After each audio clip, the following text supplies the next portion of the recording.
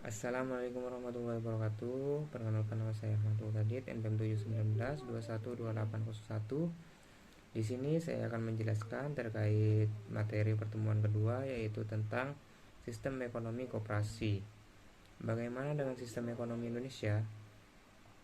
Pertama-tama, Indonesia termasuk negara yang menggunakan sistem ekonomi campuran yang dikenal dengan sistem demokrasi ekonomi. Sistem demokrasi ekonomi dapat diartikan sebagai suatu sistem ekonomi di mana kegiatan ekonomi diatur oleh rakyat, dilaksanakan oleh rakyat, dan ditujukan untuk kesejahteraan rakyat. Di dalam sistem demokrasi ekonomi ini, segala produksi yang menguasai hajat hidup orang banyak dikuasai oleh negara, sedangkan produksi yang lainnya diserahkan pada pasar.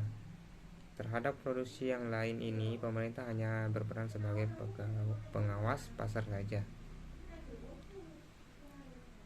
Kedua, yaitu sistem demokrasi ekonomi yang merupakan penjabaran dari pasal 33 Undang-Undang Dasar 45, secara jelas menyebutkan bahwa pengelolaan kegiatan ekonomi harus dilaksanakan secara kekeluargaan.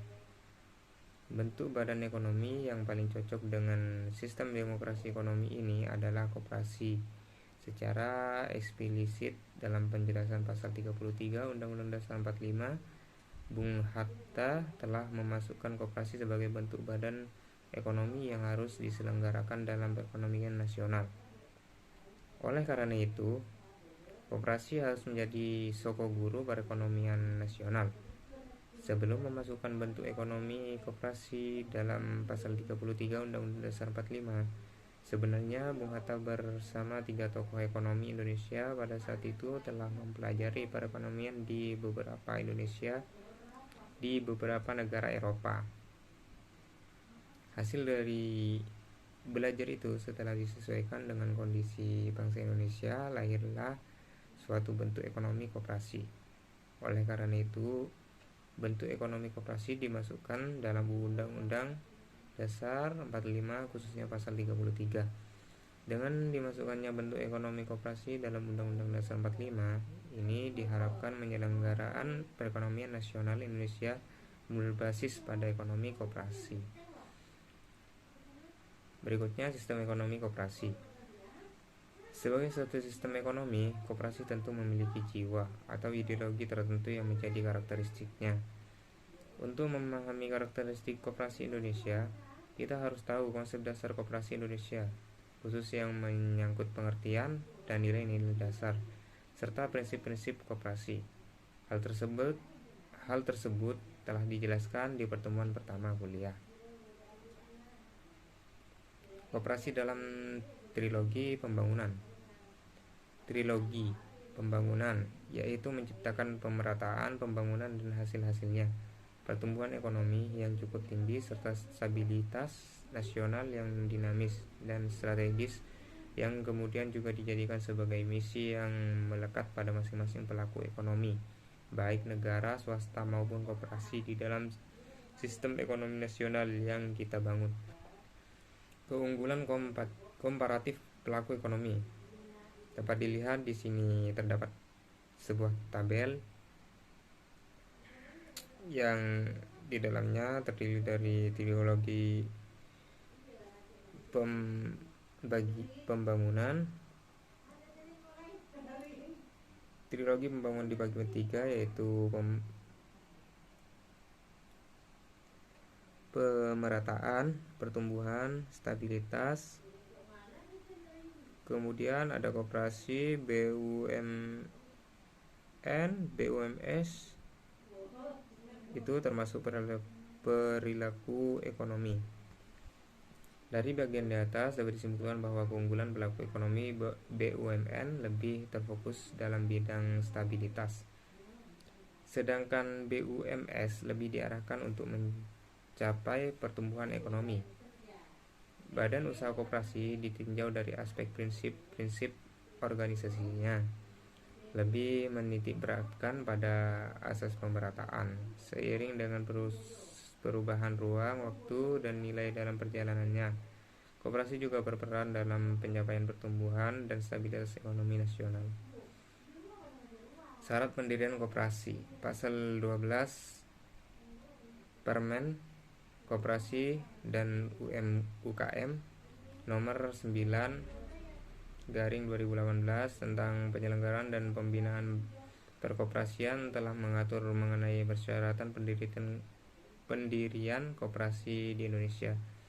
Pendirian koperasi dilakukan dengan mengadakan rapat pendirian koperasi yang harus dihadiri oleh para pendiri dan juga dihadiri oleh pejabat yang berguna untuk melakukan penyuluhan terkait koperasi. Jumlah orang yang hadir dalam pendiri koperasi akan berbeda tergantung jenisnya. Untuk pendirian koperasi primer dihadiri oleh 20 orang dan akan lebih sedikit untuk koperasi sekunder.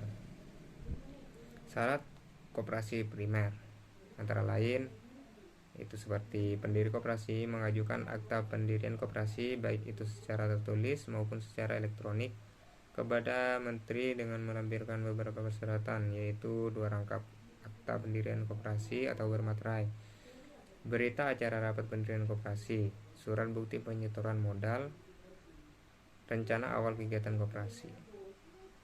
Adapun syarat koperasi sekunder, yaitu syarat untuk mendirikan koperasi sekunder sama seperti koperasi primer, namun terdapat beberapa tambahan dokumen berupa hasil berita acara rapat pendirian, keputusan pengesahan badan hukum koperasi primer dan atau sekunder, NPWP aktif untuk setiap calon anggota koperasi primer dan atau sekunder. Syarat koperasi simpan pinjam KSP.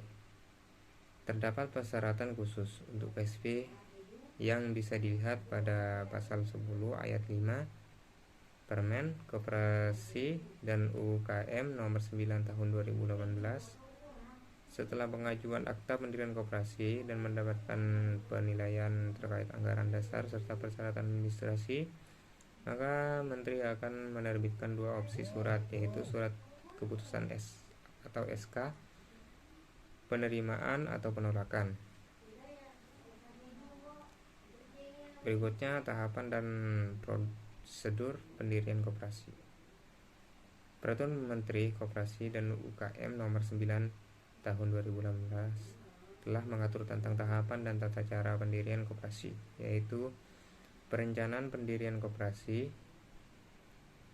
penyamaan rencana dan konsultasi ke daerah pusat maupun dinas, rapat pendirian koperasi, verifikasi nama koperasi, pengajuan pengesahan akta pendirian koperasi, verifikasi dokumen permohonan, mekanisme di Sismin Kop, pengesahan pendirian koperasi.